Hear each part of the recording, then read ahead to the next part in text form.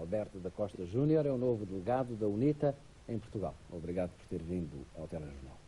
Transformando-se a UNITA agora em partido político da oposição, deixando, portanto, de ser um movimento guerrilheiro, acha que se justifica a permanência de uma delegação que é quase uma embaixada em Portugal, da UNITA? Boa noite. Queria agradecer também a oportunidade que me dá de aqui estar. A continuidade ou não da representação da UNITA em Portugal não é, digamos, algo do presente. Foi uma necessidade do passado, uma necessidade do processo pós-75. Portugal é um país que está ligado a Angola por questões históricas. A forma como o processo de 75 e pós-25 de Abril ocorreu, a guerra civil que aconteceu em Angola, levou-nos a procurar trazer ao mundo a mensagem de que era preciso encontrar a paz. Mas esse momento político transformou-se e hoje a UNITA é um partido político de oposição no seu país. Porquê esta representação ainda em Portugal? Ora bem, na continuidade do que eu vinha dizendo, a nossa presença aqui em Portugal e em outros países do mundo foi, digamos, uma forma que contribuiu imenso para que o processo que nós pretendíamos de paz para Angola fosse bem sucedido. Este processo está hoje em implementação. Portugal tem aqui uma grande importância, pelo que, até haverem eleições em Angola, nós achamos que é de grande importância a nossa continuidade cá. Justamente agora, em Angola, a UNITA, ao transformar-se num partido político, está a viver um processo de urbanização dos seus políticos, que até aqui eram guerrilheiros e agora passaram a ser políticos numa cidade, em que vão convencer as pessoas a votarem neste projeto.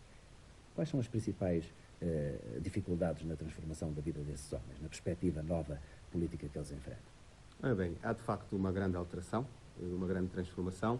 Transformação essa que para nós surgiu muito antes da própria concretização dos acordos. Nós encontrávamos estruturados para um movimento de resistência armada. Hoje somos um partido político, pelo que há que fazer reestruturações globais.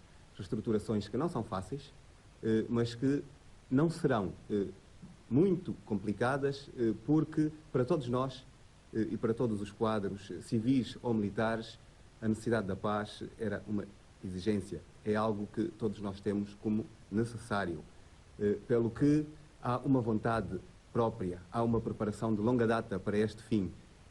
Vai tudo decorrer normalmente. As dificuldades que teremos... Falava ontem em Luanda em algumas dificuldades e nomeava até. Dizia, por exemplo, que na Jamba era proibido o consumo do álcool e os soldados da UNITA não tinham ordenado. Eles eram servidos consoante as suas necessidades, ao nível dos seus equipamentos, da comida, etc. Agora têm pela vida uma administração própria dos seus bens, da sua capacidade de gerar riqueza. E Jonas Savimbi apontava a esse como uma eventual dificuldade que a UNITA enfrenta agora em Luanda. É um facto. Sabemos que há uma grande mudança. Aliás, há uma geração que cresceu no interior, hoje encontra-se nas cidades, as realidades são outras, pelo que há aqui uma grande aprendizagem a ser feita. No entanto, a aprendizagem não é só para nós, é uma aprendizagem para todos os angolanos, porque é um processo novo, um processo no qual nos encontramos nós, mas encontram-se todas as outras forças políticas. Há uma grande vontade em vencer neste processo, pelo que vamos ultrapassar com sucesso as dificuldades que nos vão apresentar.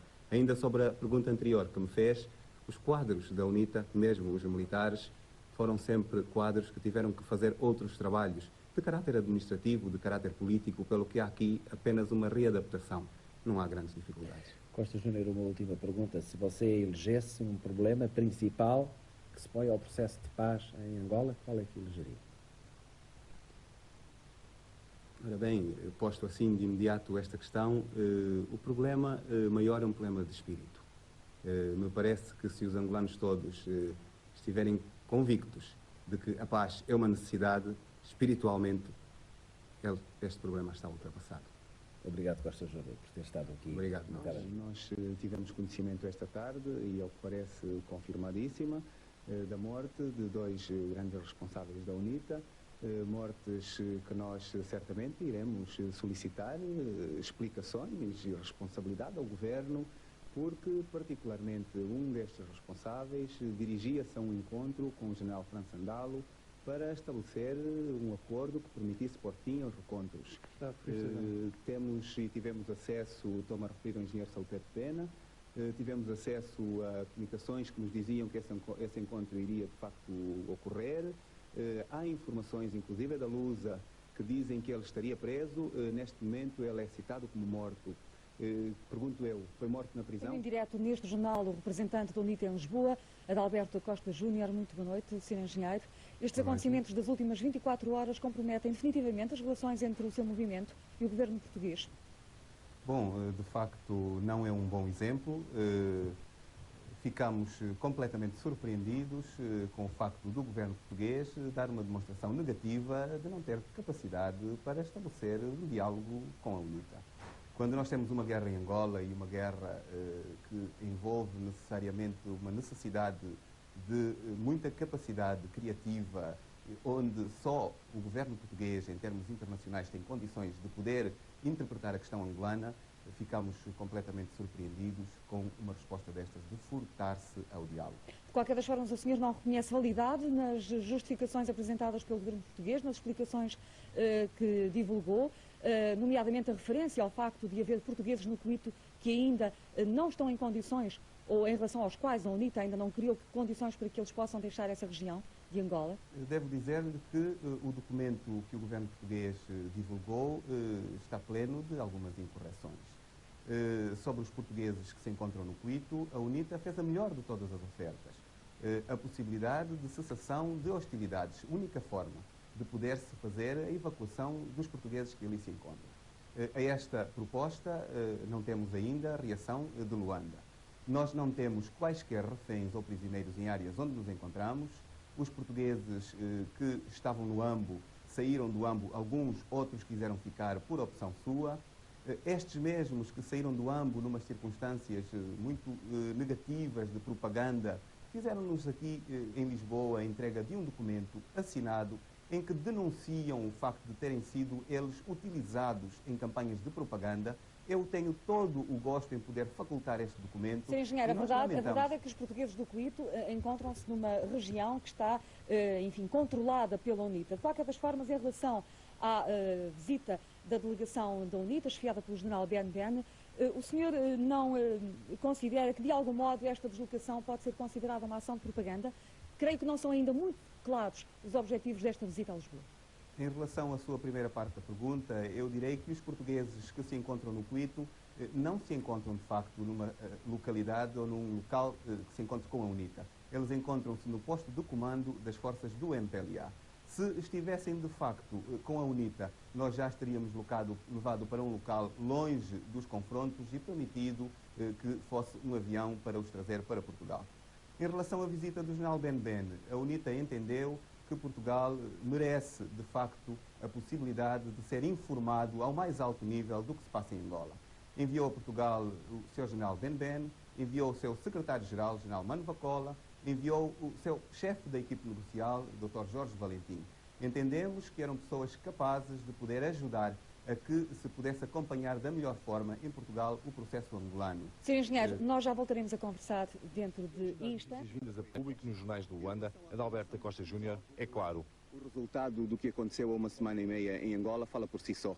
A UNITA foi vítima, morreram pessoas da UNITA, instalações da UNITA destruídas, exclusivamente da UNITA as penalizações. Se os planos existiam da UNITA, onde é que o MPLA apresenta vítimas, onde é que o MPLA apresenta estragos?